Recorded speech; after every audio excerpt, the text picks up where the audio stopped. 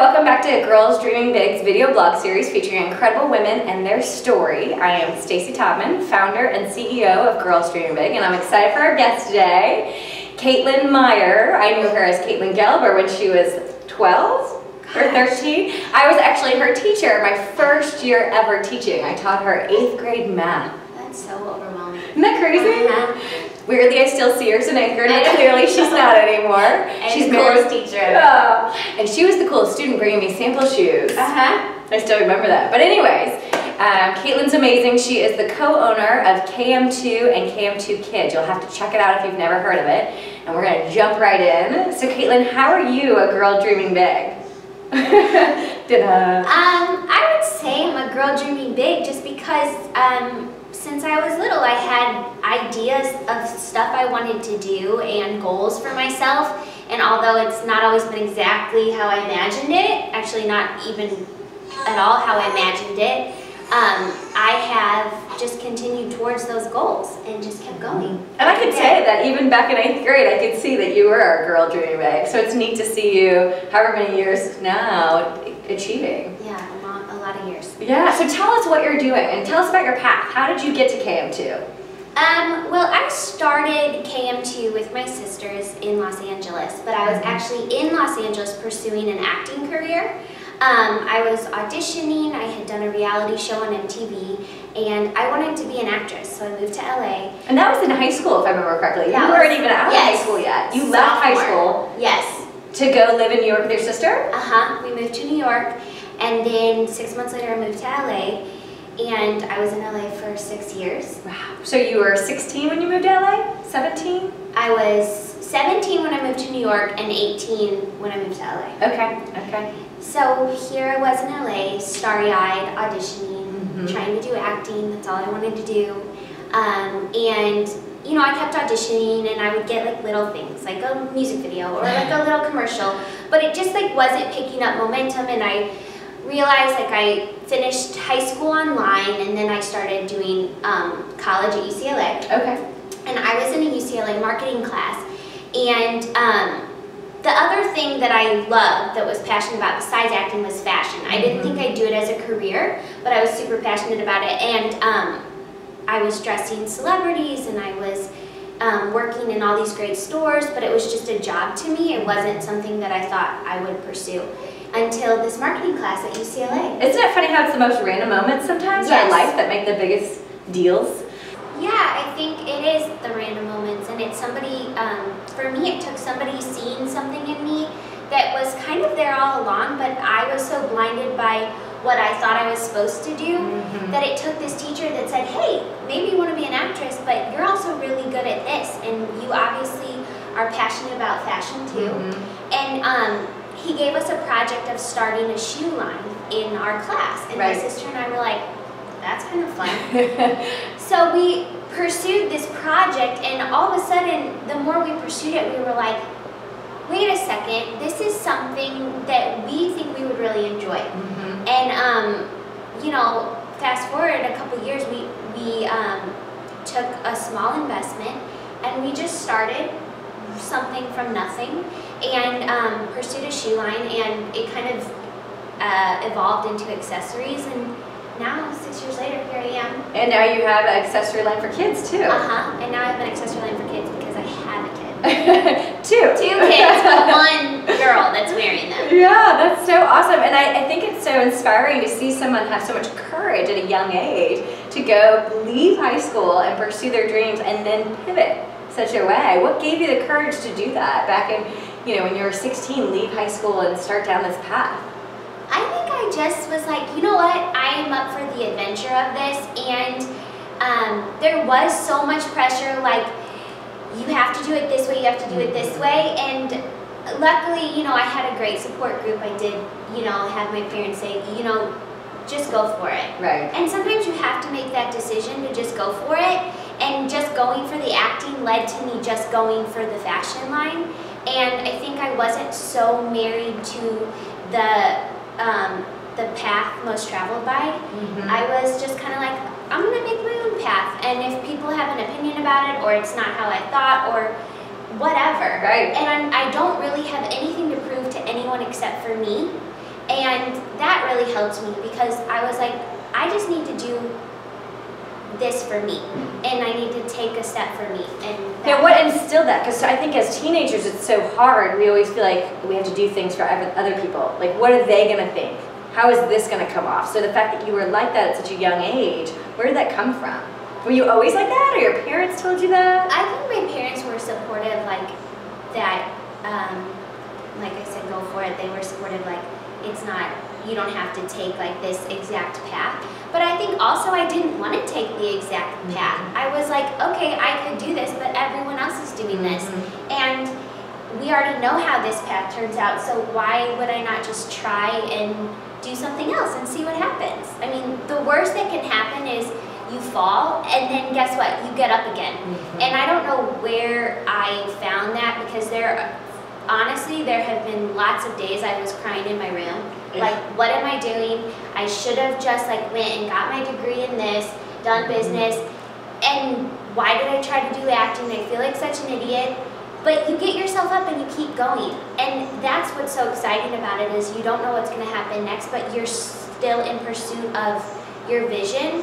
And I think that's your dream. Your dream. And it's such a fulfilling life to go after your dream, really. Oh, absolutely. And I love that you don't just talk about it as rainbows and butterflies and everything's perfect. Because it's not at all. I think that's so important, because at the end of the day, yeah, we had the high highs, and you were on TV, which I loved as a teacher watching my former student on Made, but yet you still have moments where you struggle. Oh my gosh. Yeah, there are a lot of high highs, and it was like, when we did the MTV thing, it was like, everyone's like, you're gonna do this, you're gonna do this. And then I went to LA and I didn't do what I thought I was gonna do. And that didn't mean like my dream had to be over. It was kind of like a real dream, and when you're dreaming in real life, it was evolving into something else. So my dream sort of just expanded, and I think you have to allow that to happen. You have to allow your dream to move and change and expand. And because you're moving and changing. So, and you don't know what you're going to be like 5 years from now. No. At all.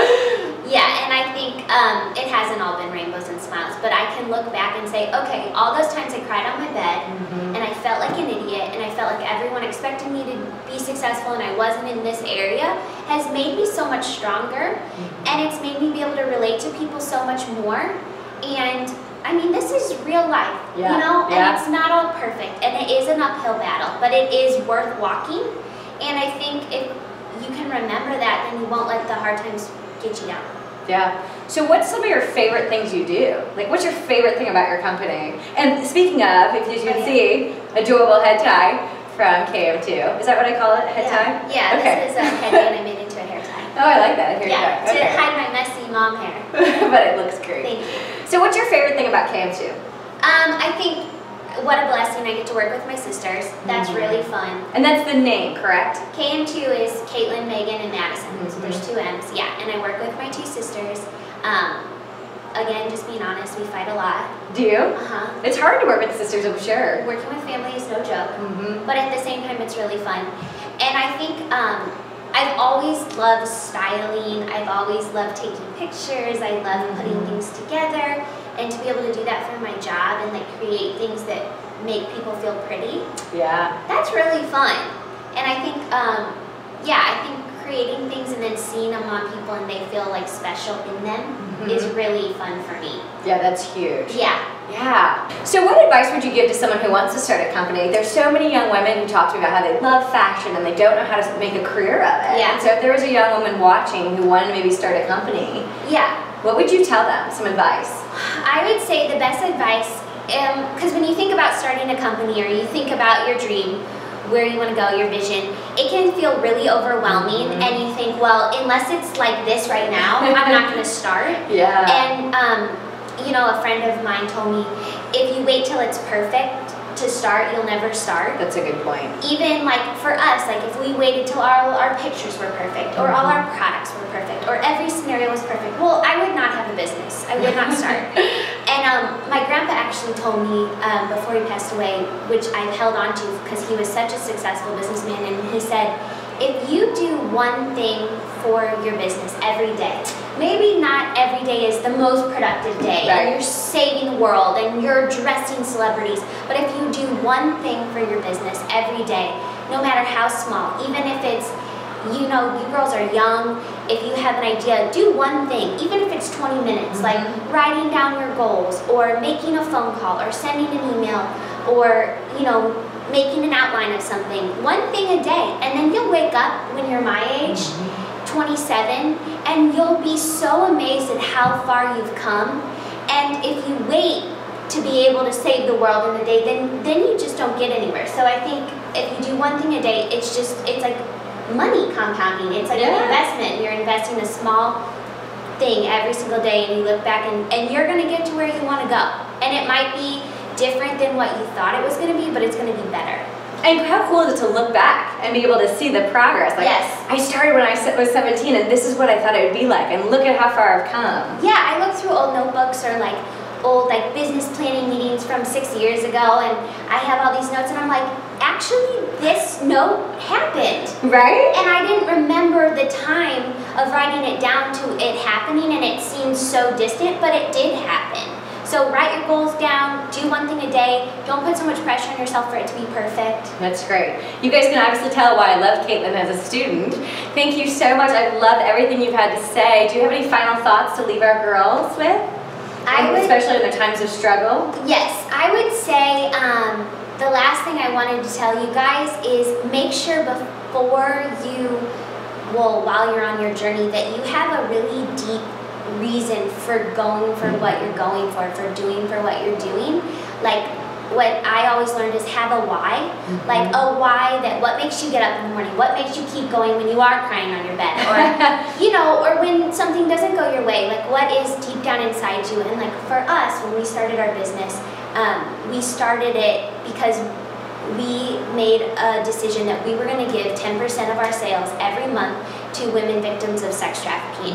And that was just something that made us feel like, hey, there's a greater reason for us doing this. And when we feel like throwing in the towel, we can't, because we made a commitment. And you know, there's girls that even if it's 1 month was $10, 1 month it was $100, it's gonna grow, and we can't let those people down. And I think if you discover like a deep why you're pursuing what you're pursuing inside you, that is not just about you, not just about your personal fulfillment, but also about helping, serving others, then I think that will carry you through.